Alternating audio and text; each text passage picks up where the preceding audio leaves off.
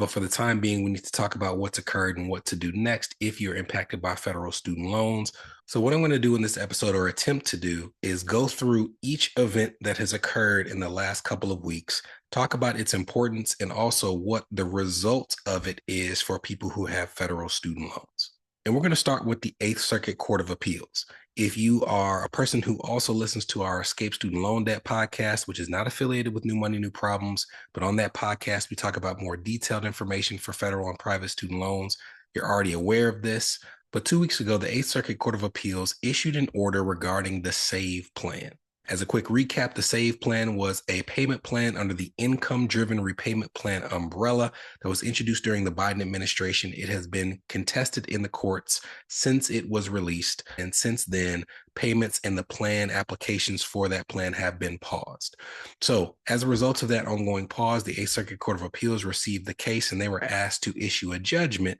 And what they essentially said is, we agree with the logic of the lower courts. And the logic of the lower courts was that the SAVE plan was illegal because the amount of money they would forgive, at least the projected forgiveness under the plan in terms of student loan balances, is an amount that cannot be spent without going through Congress. And the Department of Education did not go through Congress to start the SAVE plan.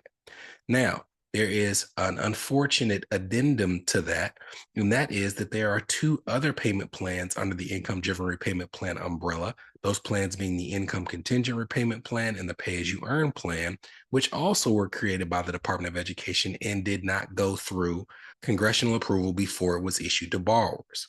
So the court said, not only do we think it's highly likely that the department overstepped when creating these three payment plans, but also for all three, there's a possibility that they're not legally allowed to offer forgiveness under those plans. So they kicked it back down to the lower court and asked them to make a final ruling.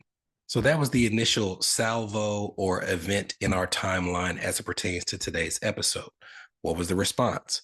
Well, the Department of Education is now under a new administration. The Trump administration, prior to this go-round, has expressed disdain for student loan forgiveness. Republicans in the past have tried to do away with public service loan forgiveness. So it's not a surprise that they are not keen on fighting for the SAVE plan, and that they think that many of the things that have been offered to those under income-driven repayment is too generous. So what they did in response was they flat out took down the applications for not just the SAVE plan, not just pay as you earn, not just income contingent repayment, but also the income-based repayment plan. They took down the online application for all payments under the income-driven repayment plan umbrella, which is interesting because while the court did cast doubt on the three plans that we mentioned, there is a payment plan under that umbrella, the income-based repayment plan, that was created by Congress and whose legality is almost cemented in stone.